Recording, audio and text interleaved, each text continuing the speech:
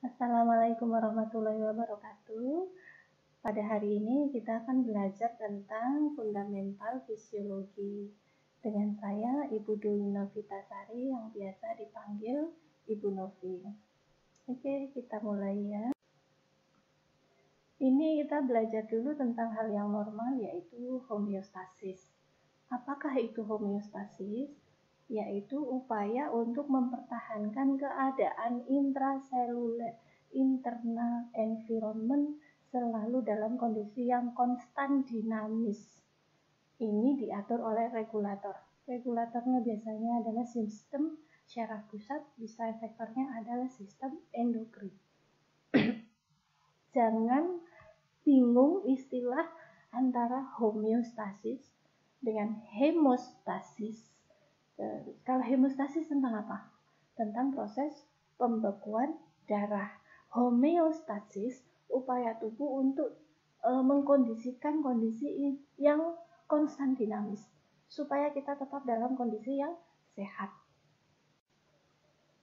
Ada 3 komponen kalau kita bicara tentang homeostasis. Ada reseptor, yang kedua integrator, yang ketiga adalah efektor. 3 komponen ini saling berinteraksi agar sel kita, khususnya tubuh kita, tetap dalam kondisi normal, value, mempunyai nilai-nilai yang normal. Jadi konstan dinamis itu nilainya dalam rentang normal. Ya. Apa yang disebut dengan reseptor, yaitu yang menerima rangsangan. Contohnya adalah syaraf syaraf yang sensitif terhadap panas, perabaan. Nah, itu reseptor. Integrator adalah pusat kontrolnya. Setelah ada rangsangan dari luar ataupun dari dalam, akan ada pusat kontrol, yaitu otak yang paling sering. Dia mengolah informasi dari rangsangan yang didapat dari perifer tersebut. Setelah dia mengolah informasi, maka dia akan memerintah efektor. Apakah itu efektor? Paling sering adalah contohnya kelenjar. Hasilnya yaitu hormon bisa, enzim bisa, juga selain kelenjar adalah otot. Rangsangan kita ada panas, ya. Tangan kita kena panas, langsung dibawa oleh reseptor nyeri, bawa ke otak. Otak memerintah apa? Tarik tangannya. Efektornya adalah otot, ya. Jadi seperti itu. Efektor adalah yang membawa jawaban dari integrator. Sebagai contohnya, kondisi homeostasis yaitu konsentrasi glukosa darah pada keadaan normalnya, yaitu antara 70 sampai 110 mg per desiliter. Contoh lainnya apa? Tekanan darah, suhu tubuh, nilai-nilai lab darah, nilai sel darah merah, nilai sel darah putihnya, leukositnya, trombositnya, laju endap darahnya, itu dijaga semuanya dalam kondisi homeostasis, yaitu kondisi yang seimbang, konstan dinamis. Maksud dari konstan dinamis itu boleh berubah-ubah selama dalam masih rentangnya. Kita bukan seperti benda mati, contoh meja. Ya, kita amati meja dari 0 tahun sampai 5 tahun, ya tingginya tetap segitu, panjang lebarnya tetap segitu. Berbeda dengan tubuh manusia. Sekarang kondisi berdiri, tekanan darahnya 110, kondisi duduk, nah menjadi 105, nggak apa-apa. Itu masih kondisi rentang konstan dinamis dalam kondisi normalnya. Ya, karena kita manusia, makhluk hidup, ada fluktuasi. Homeostasis tubuh ini selalu terganggu. Ya, sekian detik pun bisa mengganggu. Bisa datang dari luar, dari dalam tubuh sendiri, atau akibat dari stres psikologis.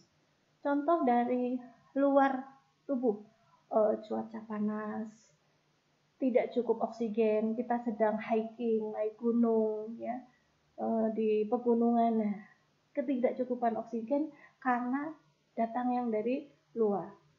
contoh hal yang mengganggu dari dalam tubuh sendiri. Tidak sarapan sehingga ada penurunan glukosa darah, anemia.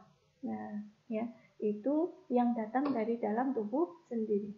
Contoh karena stres psikologis, hadir di lingkungan tertentu, wawancara pekerjaan, nah, stres itu karena psikologis. Tantangan pekerjaan yang berat, stres, itu juga mengganggu homeostasis tubuh. Kebanyakan gangguan homeostasis ini ringan, temporer. Ya, kita kan tidak sering-sering sakit ya. Kalau kita sering-sering sakit berarti itu terganggu kondisi homeostasisnya. Nah, respon sel tubuh akan cepat mengembalikan ke kondisi seimbang kembali. Yang misal kita habis dari naik tangga, tekanan darah kita melonjak 125. Ya, 10 menit kita duduk, atur nafas, tenang, turun lagi tekanan darahnya. Ya, tidak sampai dari kondisi kita naik tangga terus jadi hipertensi, enggak. Karena homeostasis akan segera dikembalikan. Sifatnya hanya gangguan homeostasis hanya temporer saja. Ini tadi kita bicara ada 3 struktur yang menjaga kondisi homeostasis. Ada medula oblongata, ini adalah pusat respirasi dan sirkulasi. Kemudian ada kelenjar hipofisis, pituitary gland, ini mengatur tentang pertumbuhan, maturasi, juga reproduksi, serta formasi retikular. Ini untuk refleks organ vital. Sistem homeostasis ini ada umpan balik positif dan negatif. Kita ulangi kembali dulu, ada reseptor, pusat kontrol, dan efektor. Ya, di slide sebelumnya sudah ada pengenalan. Apa itu reseptor? Yaitu yang menerima perubahan, memonitor perubahan kondisi dan mengirim rangsangan tersebut, ya, inputnya ke pusat kontrol. Pusat kontrol paling sering yaitu otak, mengevaluasi, ya, mikir ada apa ini di tubuh saya. Setelah menemukan jawaban, maka evaluasi input itu akan dikirim oleh reseptor yang dirubah menjadi perintah, yaitu output. Outputnya disampaikan kemana? Efektor. Efektor yaitu menerima output dari pusat kontrol dan menghasilkan jawaban atau efek yang mengubah kondisi tersebut. Jadi ada reseptor yang menerima rangsangan, pusat kontrol mengolah informasi, dan efektor sebagai pelaku pemberi jawabannya.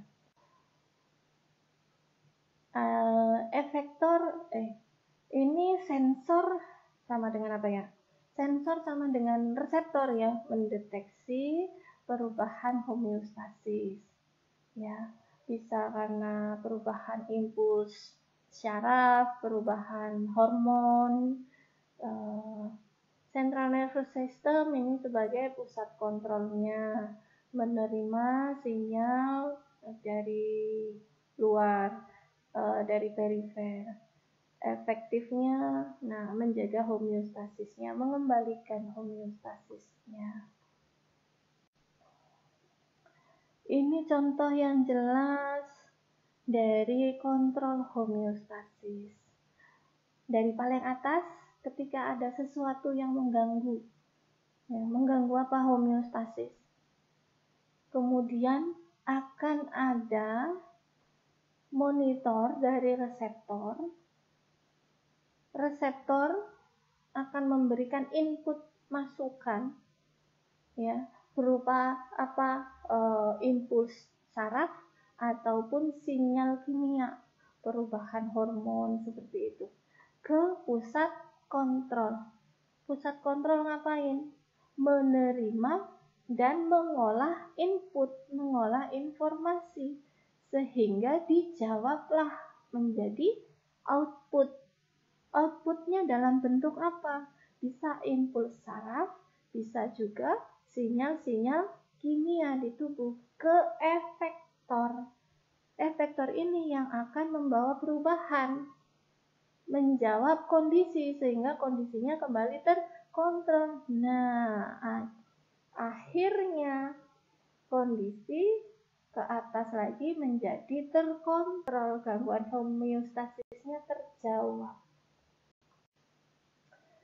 Ada teori mekanisme feedback dari jawaban menjaga homeostasis. Kalau tadi komponennya ya, yang kita bicarakan tadi di awal adalah komponen dari homeostasis, yaitu reseptor atau sensor, pusat kontrol, dan efektor. Nah, sekarang tipe mekanisme umpan baliknya dari homeostasis ada dua, yaitu feedback positif dan feedback negatif. Apa ya perbedaannya? Kalau positif, dia arahnya seperti kondisi homeostasisnya. Kondisi tadi inputnya. Kalau negatif, dia melawan informasi atau inputnya. Jadi kalau positif searah dengan rangsangannya, kalau negatif malah merangsang rangsangan atau inputnya. Lihat contohnya. Oke. Ini contohnya. Kalau yang seperti ini, coba dibaca dulu. Apakah ini positif atau negatif? Ada sesuatu yang mengganggu dari paling atas ya. Ada sesuatu yang mengganggu homeostasis. Yang increasing, dia meningkatkan blood pressure, meningkatkan tekanan darah. Dibaca oleh reseptornya. Siapa yang sensitif terhadap perubahan tekanan darah? Ada baroreseptor. Reseptor yang sensitif adanya peningkatan MAP, mid atrial pressure. Ada di ini lengkung aorta jantung, juga ada di sinus karotid. Ada dua lokasi dari baroreseptor. Oke, nanti sambil dicari sendiri ya. Reseptor tersebut membawa informasi, input informasi bahwa saya merasakan ada peningkatan tekanan darah, dibawa ke pusat kontrol di otak. Otak akan menginterpretasikan input dan menjawabnya dalam bentuk output. Apa yang saya lakukan kalau ada peningkatan tekanan darah? Jawabannya disebut output. Ya, dibawa oleh siapa? Impuls saraf. Bawa contohnya ke efektornya. Nyuruh jantung. Ngapain? Jantungnya nyuruh ngapain kalau ada tekanan darah meningkat? Menurunkan tekanan darah dengan cara menurunkan ini heart rate-nya, irama jantungnya per menitnya diturunkan. Akhirnya kembali ya, nih titik-titik yang ke atas. Homeostasis akan terjaga setelah jantung menurunkan heart rate-nya, maka akan menurunkan blood pressure. Tekanan darah akan kembali normal. Oke, sekarang dicamkan lagi. Stimulasinya apa? Meningkatnya tekanan darah. Itu rangsangannya, itu informasinya. Dijawabnya apa? Menurunkan tekanan darah. Ya. Jadi ini berkebalikan apa enggak? Informasinya ada peningkatan tekanan darah. Jawabannya turunkan tekanan darahnya. Berkebalikan ya. Jadi ini adalah contoh dari negative feedback. Paham?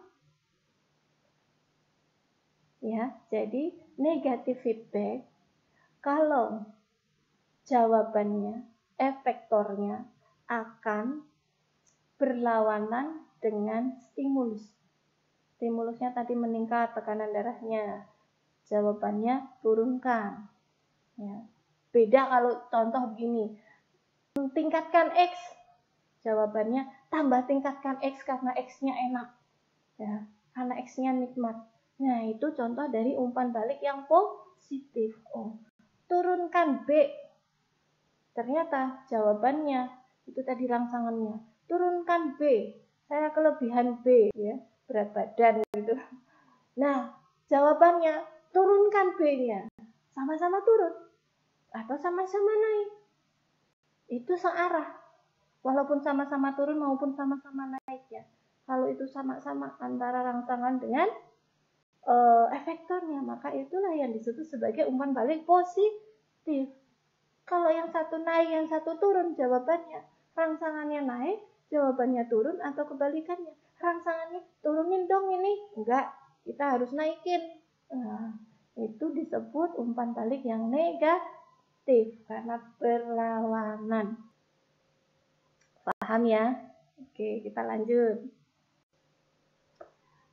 Setelahnya kita bahas tentang karakteristik disease and illness. Disease itu penyakit, illness itu sakit. Disease timbul ketika homeostasisnya tidak terjaga. Ini tergantung juga faktor genetik, sikap yang tidak sehat, perilaku, persepsi sakit, psikosomatik sakit. Oh, saya hari ini nggak masuk kuliah karena saya sakit. Oh, sakit beneran. Ya, disease perception. Atau idiopathic disease yang penyakitnya tidak diketahui penyebabnya. Kalau illness, ya, timbul ketika seorang itu tidak dalam kondisi normal kesehatannya. Beda ya, penyakit timbul karena kondisi homeostasis tidak terjaga. Illness timbul ketika seseorang tidak pada kondisi normalnya. Jadi kalau illness sangat subjektif. Ada refer to subjective symptom. Ini ada tanda gejala yang subjektif yang mengindikasikan adanya penyakit. Contoh, sakit, penyakitnya adalah hipertensi. Jadi sakitnya seperti apa?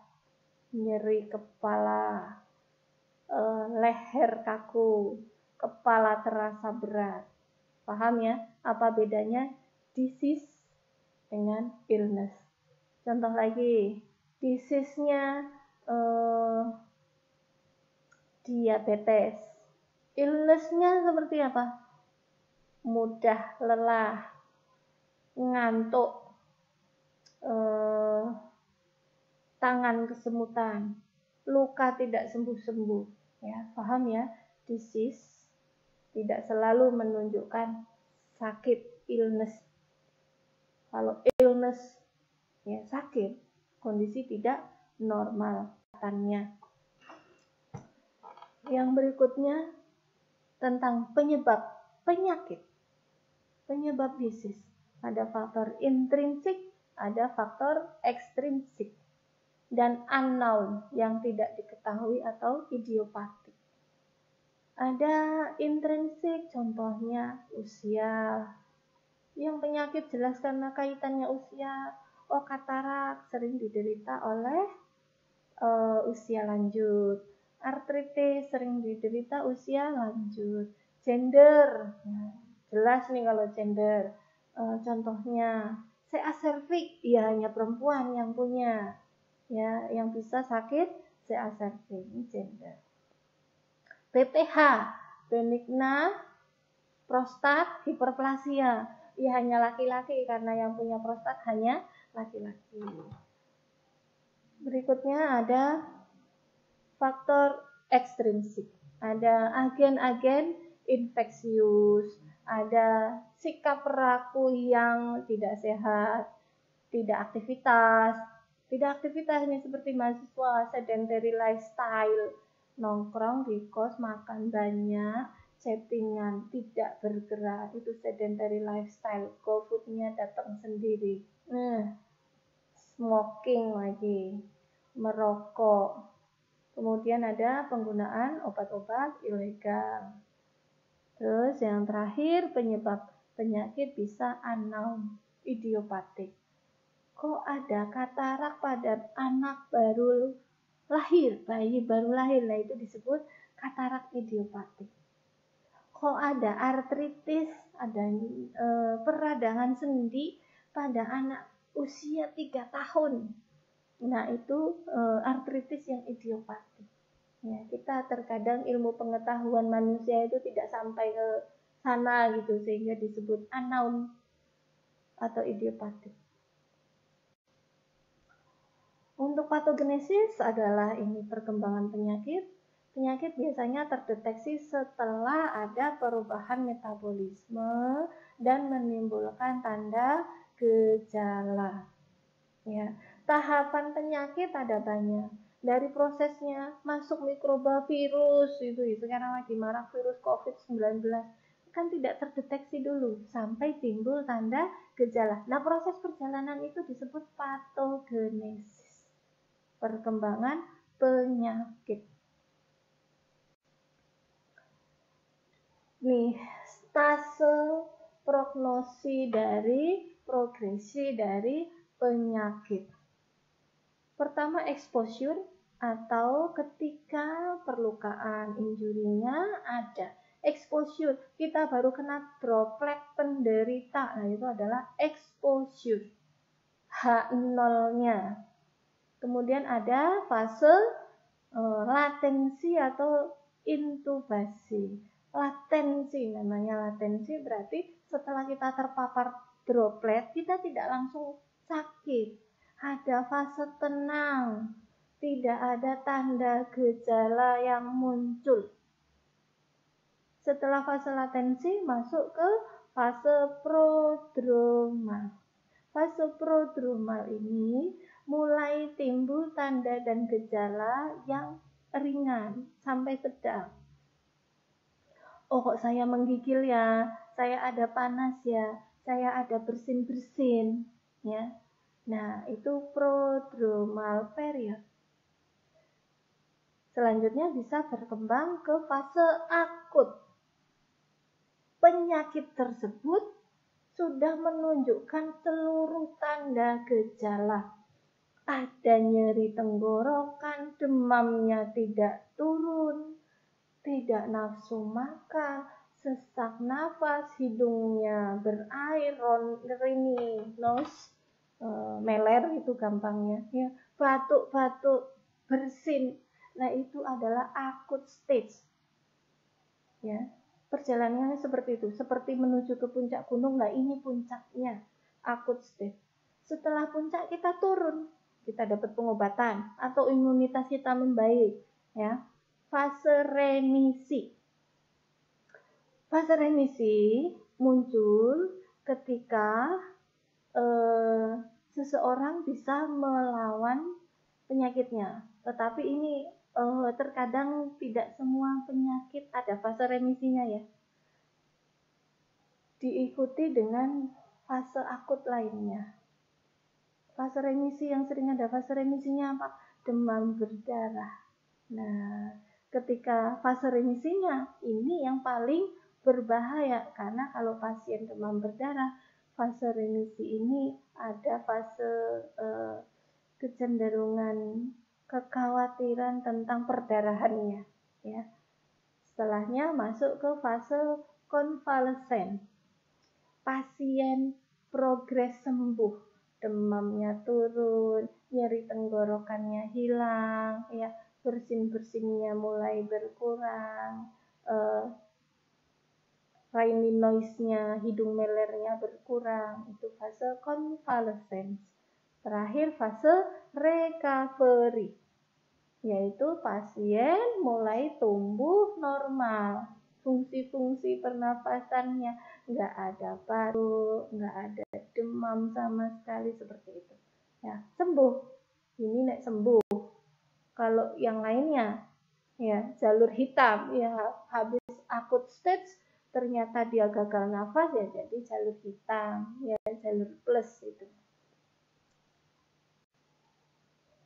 Ini kita bicara tentang stres dan penyakit. Physical respon to stress. Tubuh kita tetap berespon ya, walaupun ada stres.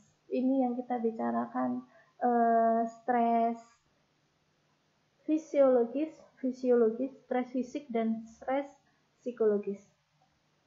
Baik fisik maupun psikologikal stres, dia akan mengaktifkan reaksi alarm reaksi antara fight or flight, antara saya akan berjuang atau saya kabur. Ya, contoh, nek ketemu ular di jalan, seret ada ular, Anda mau bertindak, ya, mukul ularnya atau saya lari saja. Nah, itu respon tubuh kita seperti itu. Kalau ada stresor, baik fisik maupun psikologis, akan mengaktifkan alarm reaction. Apakah kita akan berjuang atau kita kabur? Fight or flight. Ini ada perubahan pada sistem sarafnya, pengeluaran hormon-hormonnya, contoh hormon epinefrin atau norepinefrinnya, ya, bisa meningkatkan heart rate, meningkatkan kontraksi jantung, nafasnya menjadi lebih tinggi karena peningkatan konsumsi oksigen. Kemudian setelah alarm reaction masuk ke resisten. Lah udah biasalah resisten. Ketemu ular, ularnya kecil ini resisten. Ya, tidak segugup ketika kita pertama kali bertemu ular. Ya, tubuh akan merespon stres dan beradaptasi. Kembalilah ke homeostasis. Yang tadinya ketemu ular deg-degan banget gitu, kemudian biasa, ya, tidak terlalu deg-degan. Mempunyai yang namanya coping mekanisme. Ketemu dosen killer tadinya, itu dosen jarak 100 meter sudah membuat jantung berdegup, deg deg deg deg deg deg. Lama-lama biasa ya. Ketemu beliau 10 meter sapa, "Selamat pagi, Pak." Gitu, ya. Itu fase resisten. Berikutnya tumbuh fase recovery. Ya. Tubuh kembali ke normal state. Ya, nggak ada deg-degan, nggak ada peningkatan tekanan darah, nggak ada peningkatan RR, ya. Terakhir bisa juga selain fase recovery ada fase exhausted. Dia nggak punya coping mekanisme. Kok saya kalau ketemu dosen itu selalu deg-degannya? Ya, sudah. Exhausted, tubuhnya capek. Karena selalu deg-degan. Akhirnya apa? Ada kerusakan organ. Ya. Ini respon fisik terhadap stres, baik stres fisik maupun stres emosi. Jadi tadi diingat, ketika ada stresor, kemudian akan mengaktifkan alarm reaction, timbul resisten, setelah resisten recovery. Tetapi kalau dia tidak punya coping mekanisme, masih takut saja, ya, maka akan jatuh pada exhaustion. Contohnya kalau mahasiswa exhaustion kayak apa? Kalau tadi takut sama dosennya, saya takut sama Bapak A. Tiba kuliahnya Bapak A nggak pernah berangkat, itu mahasiswa udah sampai ke exhaustion. Ya, coba dipikirkan ulang. Respon stres ini dikontrol oleh sistem syaraf dan sistem endokrin di dalam tubuh. Aksinya untuk menghemat energi seperti itu, dan melawan stresnya.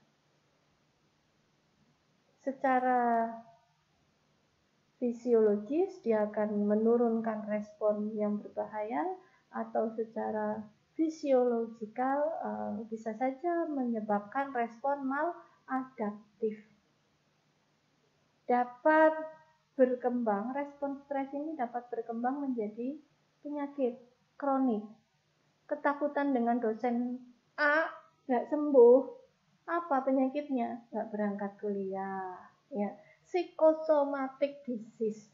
Kalau mau kuliah Bapak tersebut panas dingin meriang mencret, Nah, chronic illness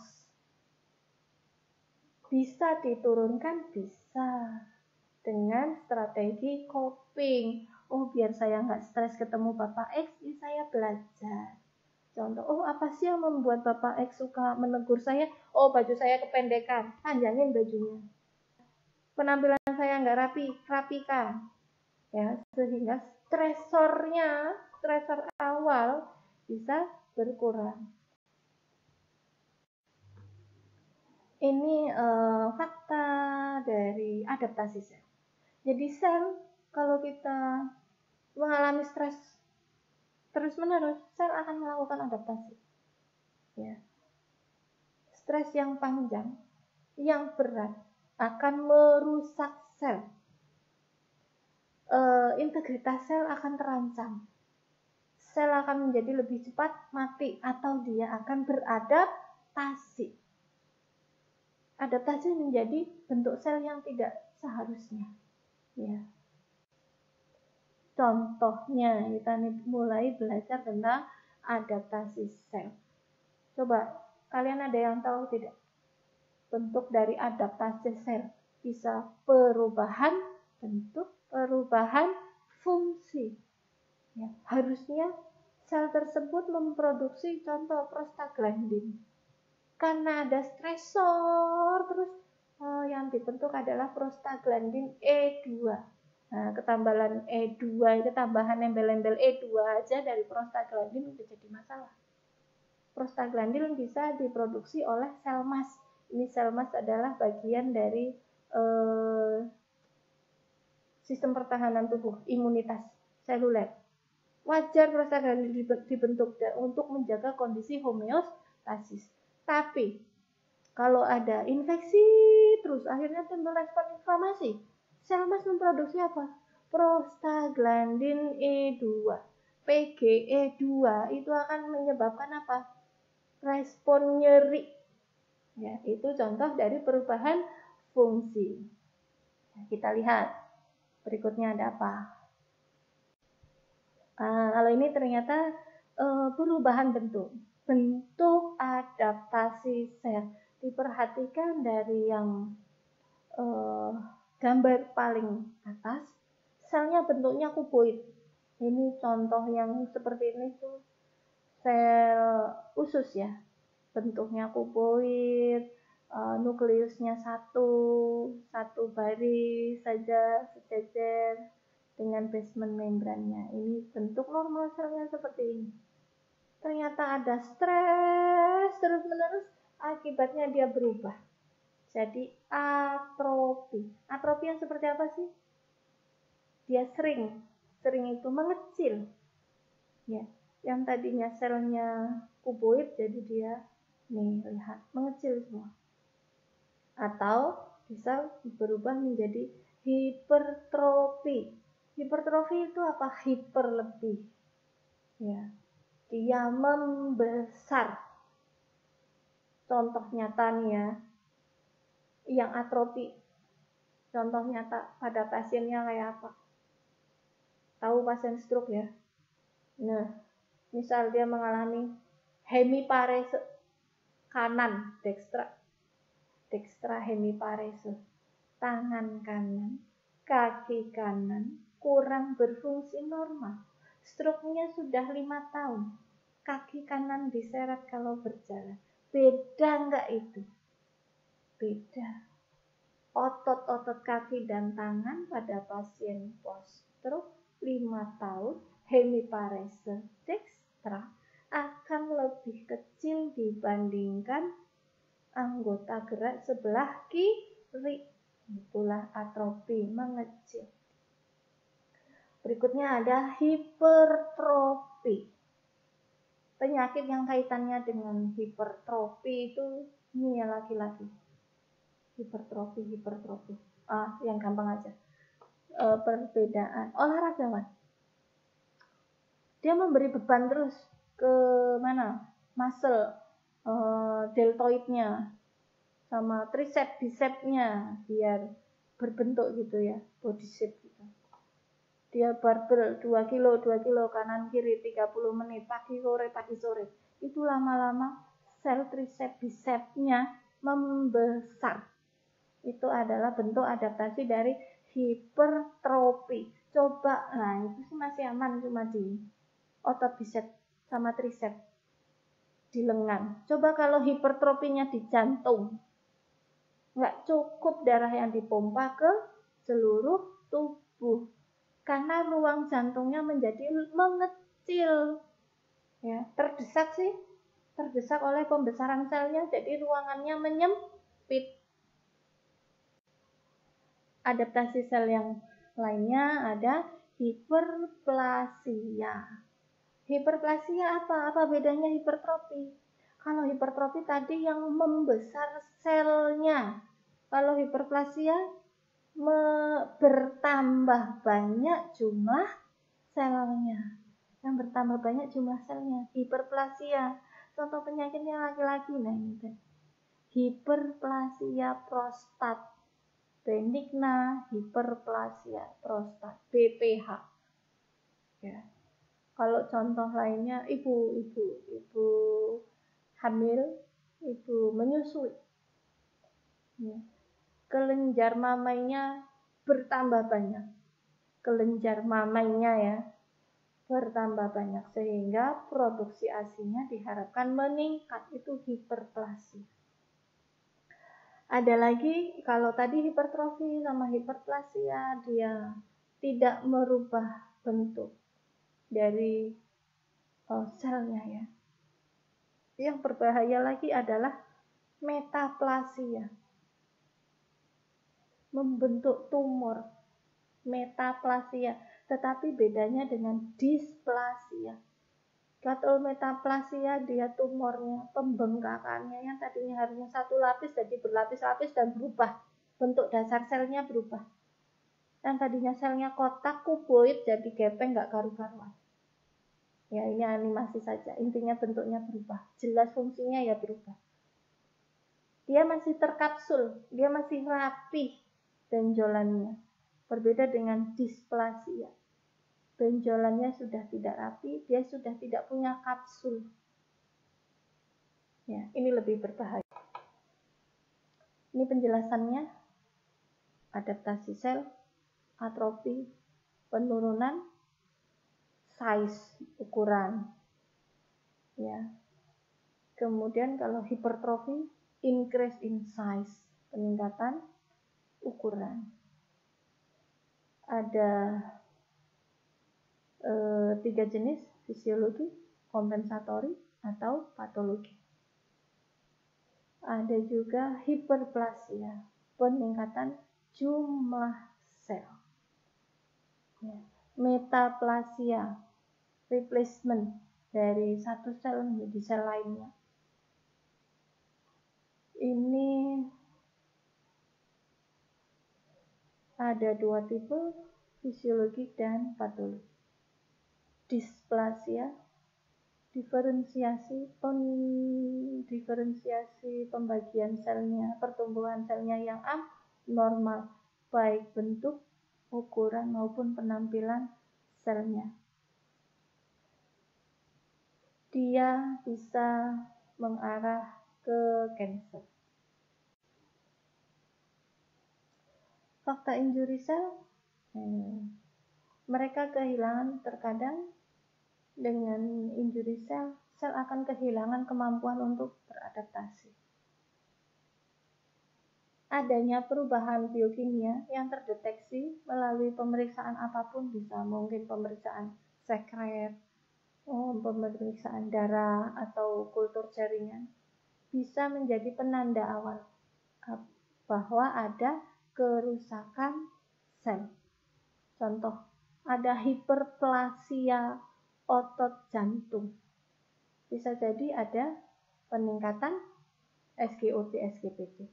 Ada peningkatan kreatinin kinase, CKMB. Ya, itu untuk penanda-penanda awal. Ada perubahan sel jadi displasia dari kultur sel mukusnya, pap smear gitu. Kan diambil sekretnya ya, sekret mukosalnya dari vagina. cerviknya. Nah, dilihat, oh ternyata ada perubahan. Kalau sel sudah mengalami injury, maka sel tersebut tidak bisa kembali ke fungsi normal. Apalagi kalau sudah metaplasia dan displasia, sudah, selnya dibuang saja. Penyebab-penyebab dari injury sel ada karena faktor kimia, rokok kimia, micin kimia, ya, obat-obatan, toksik herbal kimia, biologikan agen, ya, obat-obatan bisa, dingin, ya. Saya pernah merasakan suhu 2 derajat.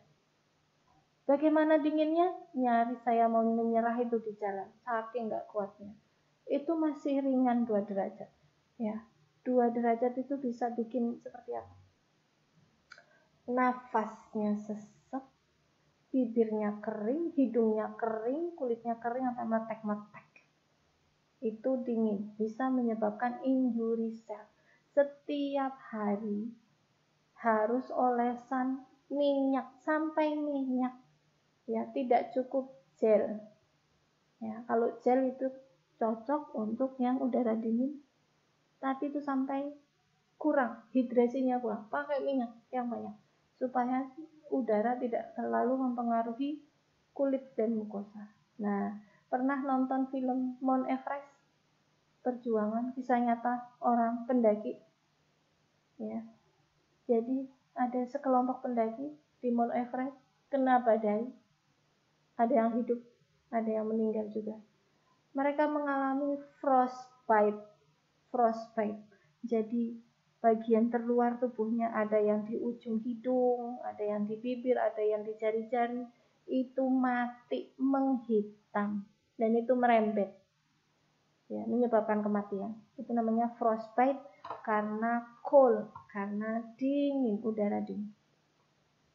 Terus ada radiasi, sinar ultraviolet, radiasi apa lagi? Handphone, ya, bisa menyebabkan injury sel. Berikutnya ada infeksi, virus, bakteri, fungi, protozoa, helmin, spora, jamur, bisa menyebabkan injury sel. Trauma, ya, jatuh, laserasi, tersayat, patah tulang, itu trauma. Panas, jelas panasnya. Kulit kita ketetesan lilin, panas, atau tersiram air, atau yang gampang kalian berjemur itu di pantai jam 9, gosong mukanya, kan?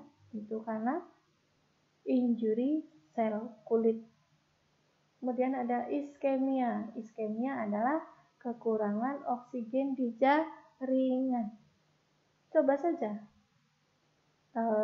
tangannya ternyata tidak lancar sirkulasinya, ya, kita tidur miring, tangannya kesemutan, itu bentuk tanda dari iskemia jaringan, ya. Nah, semuanya itu bisa menyebabkan injury sel.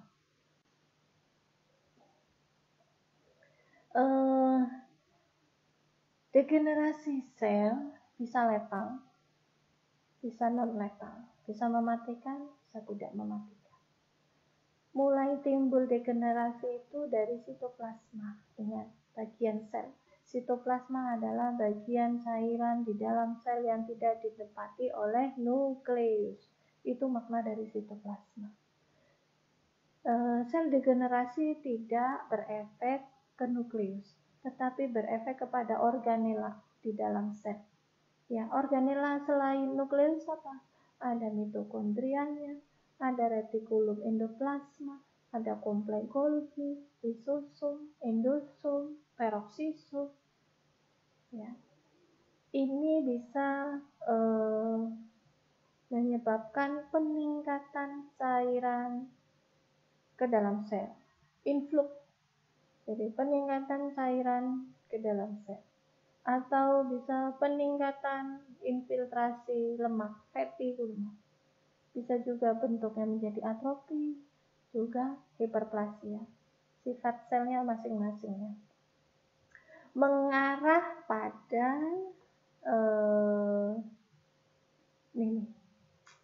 kematian sel.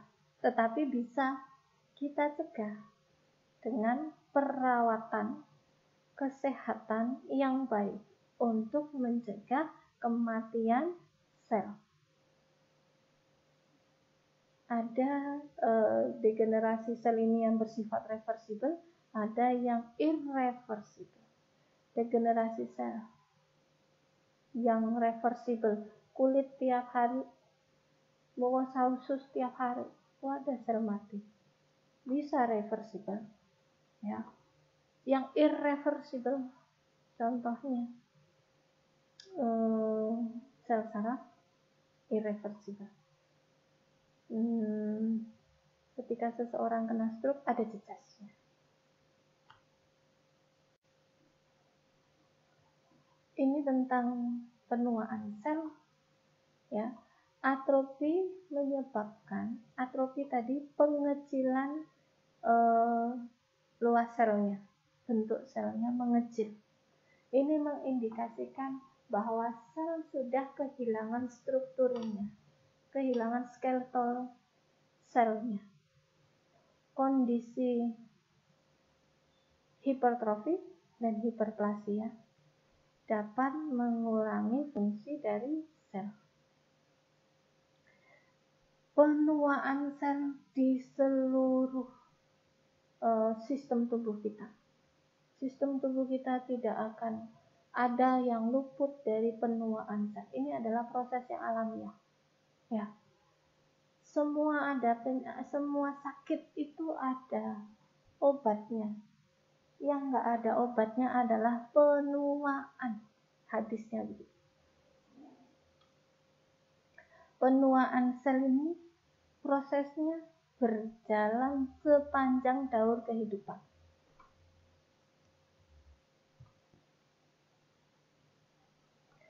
Ada sel kita yang mulai menua bahkan sebelum kita remaja. Ya. Sel-sel kardiovaskuler menurut penelitian, sel pembuluh darah, sel endotel pembuluh darah. Menurut penelitian sudah mulai ada penumpukan lemak ya. Perubahan-perubahan seperti itu mengarah degenerasi sel. Itu sejak usia anak-anak. Jadi jaga baik-baik sel kita karena harapannya mau dipakai berapa puluh tahun. 80 tahun, 90 tahun. Nah, dijaga baik-baik sehingga aging prosesnya, proses penuaannya berjalan lebih lambat. Kita bisa memakai selnya menjadi lebih lama harapannya ya. Ini tentang kematian sel. Nah, macam-macam kematian sel nih dipelajari. Apoptosis itu adalah proses yang normal. Rambut kita rontok normal. Kulit kita berganti normal. Itu apoptosis. Ya, jadi proses kematian sel yang normal terprogram. Kemudian ada liquefaction necrosis. Ini muncul ketika enzim lipid akan menyebabkan nekrosis. Enzim lipid jadi mencair. Contohnya paling sering ada di otak, liquefaction necrosis. Jadi nekrosisnya itu membentuk cairan. Kemudian ada nekrosis caseus. Caseus itu yang kayak keju. Ini menjadi selnya disintegrasi. Contohnya paling sering adalah gambaran paru-paru penderita tuberkulosis. Ya, nekrosis caseus. Khas sekali pada pasien TBC. Kemudian ada fat necrosis. Lipase harusnya dia mendegradasi trigliserida menjadi asam lemak bebas. Nah, asam lemak bebas ini membentuk foam shot. Jadi membentuk sel busa. yang tadinya satu titik kalau busa kita kocok jadi banyak kan. Nah seperti itu. Sel asam lemak bebas menjadi membanyak seperti busa, membentuk opak, plak ya di pembuluh darah yang harusnya pembuluh darah sel endotelnya selapis, karena ada fat necrosis bisa menjadi plak, opak. Kemudian ada koagulatif necrosis, muncul ketika suplai darah terganggu, biasanya menyerang ginjal, jantung, dan kelenjar adrenal. Terakhir ada gangrenous necrosis, muncul karena gangguan sirkulasi darah, ya, aliran darah, komplikasi ditambah dengan infeksi bakteri. Sudah gangguan sirkulasi darah, ada infeksi bakteri di situ. Paling sering kemana? Gangrenous necrosis di mana? Di kaki. Ya. Diabetikum, penyakit kaki pada penderita diabetik. Ini faktor-faktor yang mempengaruhi penuaan sel.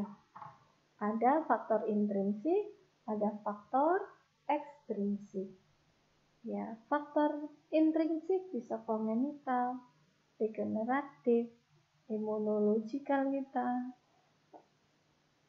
keturunan, inherited, metaboliknya, status metaboliknya, neoplastik, gen-gen cancer, status nutrisi, dan psikologi. Untuk faktor ekstrinsik, kimia, kelistrikan, gaya, kelembapan, radiasi, temperatur, gitu ya. Ada agen-agen infeksiusnya yang common disease ya. Ada bakteri, fungi, insek, protozoa, insekta ya, protozoa, virus, dan cacing. Nah, setelah selnya mengalami injury, mengalami adaptasi, kita belajar tentang inflamasi, kita belajar perbaikan jaringan dan regenerasi. Yang menyebabkan inflamasi apa saja? Bisa kanker, penyakit kardiovaskuler, penyakit pulmoner, artritis, autoimun disease, penyakit neurologika, diabetes. Nah, ini menyebabkan inflamasi. Tandanya salah satunya adalah inflamasi. Ya. Tanda gejala inflamasi apa saja? Ada kemerahan, ada pembengkakan, ada apa lagi? Nyeri, penurunan fungsi, dan rasa lebih panas. Bisa lokal, bisa seluruh tubuh. Kita bicara proses inflamasi, ada tusukan, splinter, ada tusukan. Nah, di jarum tersebut ada kuman patogen, bisa bakteri, bisa virus, bisa fungi, ya, masuk ke kulit yang terkoyak. Maka akan didekati oleh sel mas. Nah, ini sel mas. Dan yang biru, yang satu lagi ini sepertinya lambang dari makrofag ya. Baik sel mas maupun makrofag dia akan melawan mikroba tersebut dengan mengeluarkan agen-agen, sinyal-sinyal kimiawinya. Protein-protein proinflamasi. Contohnya mengeluarkan apa? Tromboksan, mengeluarkan prostaglandin, tadi sitokin. Ya. Tujuannya, untuk mendegradasi langsung atau gambar yang kedua, memanggil bala bantuan sel-sel fagosit, ya, memanggil neutrofil, itu yang kuning-kuning neutrofil, untuk membantu mereka sehingga bakterinya atau mikrobanya bisa kita hancurkan semua. Itulah proses inflamasi.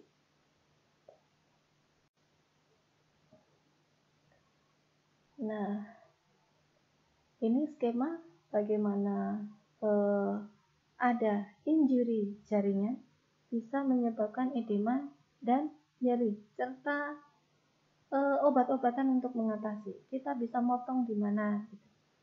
Ada kerusakan jaringan, aktivasi sel mas. Sel mas tadi ngapain? Yang biru-biru tadi ngapain? Mengeluarkan sinyal-sinyal kimia. Contohnya apa? Serotonin, histamin, juga mengeluarkan asam arakidonat. Asam arakidonat itu adalah bakal dari membentuk prostaglandin. Dirubah oleh enzim COX-1 ataupun COX-2. Siklooksinasi 1 atau 2. Ya. Kemudian asam arakidonat juga bisa untuk memproduksi mensintesis leukotrien. Baik serotonin, histamin, leukotrien akan meningkatkan permeabilitas pembuluh darah sehingga porus-porus sel endotel pembuluh darah menjadi lebih renggang. Vasodilatasi, akibatnya di situ ada inflamasi, di situ terjadi edema, pembengkakan. Atau dari injury cell kita bisa aktivasi sistem kinin. Aktivasi sistem kinin ini juga akan meningkatkan produksi prostaglandin. Jelas prostaglandin akan merangsang nosiseptor reseptor nyeri, ya, sehingga timbul nyeri. Prostaglandin juga akan meningkatkan permeabilitas pembuluh darah, akibatnya edema. Di mana obat berperan? Obat berperan bisa steroid untuk menghambat aktivasi sel mas.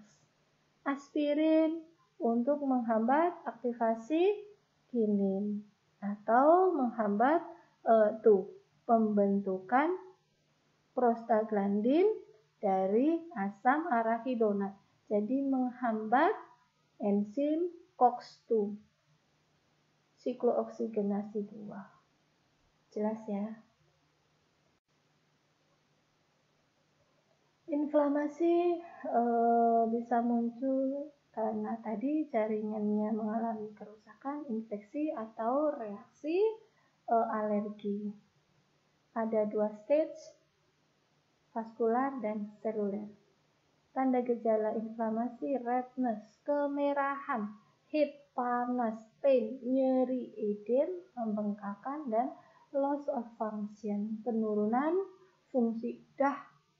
Camkan baik-baik, tanda inflamasi itu 5. Prosesnya kayak gimana, Bu? Tadi lihat pathway dari inflamasi.